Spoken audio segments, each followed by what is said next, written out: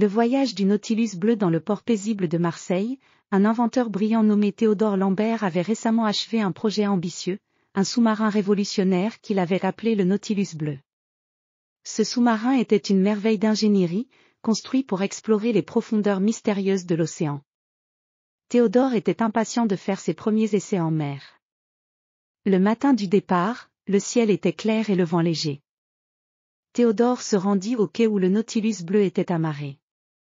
Le sous-marin était d'une beauté impressionnante, avec sa coque lisse et ses hublots ronds. Ses moteurs brillaient d'un éclat métallique, et les hélices se balançaient doucement dans l'eau. L'équipage, composé de marins expérimentés, était prêt à embarquer.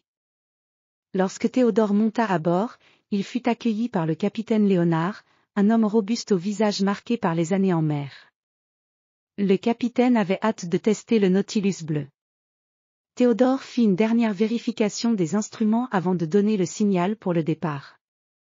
Le sous-marin s'éloigna lentement du quai et plongea sous la surface de la mer.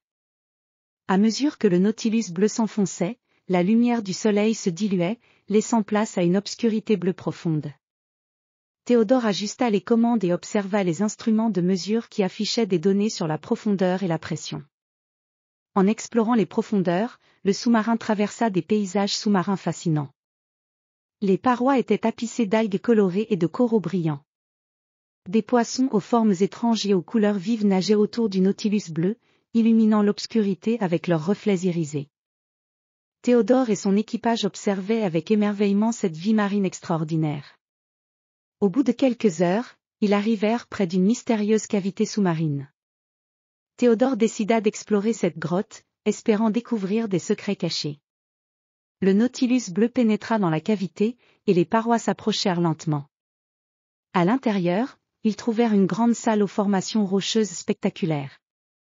Des stalactites et des stalagmites brillaient comme des pierres précieuses, et des courants d'eau créaient des jeux de lumière fascinants.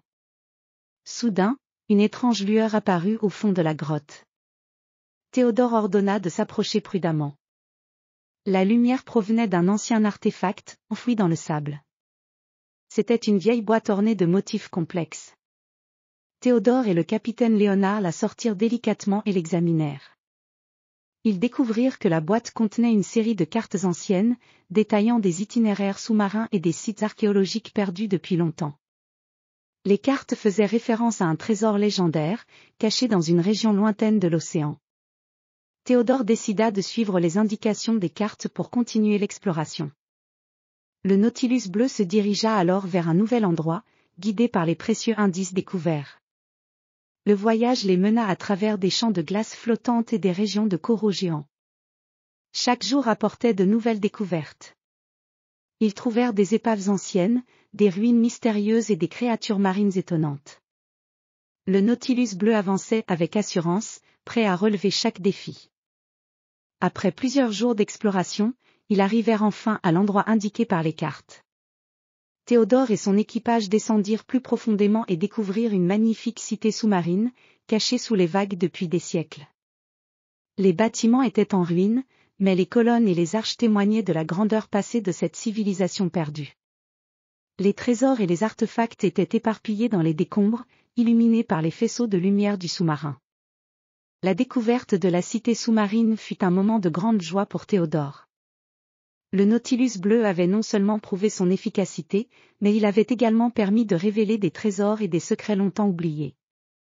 Théodore et son équipe collectèrent les artefacts et prirent des photos pour les étudier plus tard. Avec leur mission accomplie, ils retournèrent à la surface, les esprits remplis d'émerveillement et de satisfaction. Le voyage du Nautilus bleu avait été une réussite totale, et Théodore Lambert était fier d'avoir réalisé son rêve d'exploration sous-marine. À son retour à Marseille, Théodore fut accueilli en héros. Les découvertes faites par le Nautilus bleu fascinèrent le monde entier et marquèrent le début d'une nouvelle ère dans l'exploration océanique. Théodore savait que ce n'était que le début de nombreuses autres aventures à venir.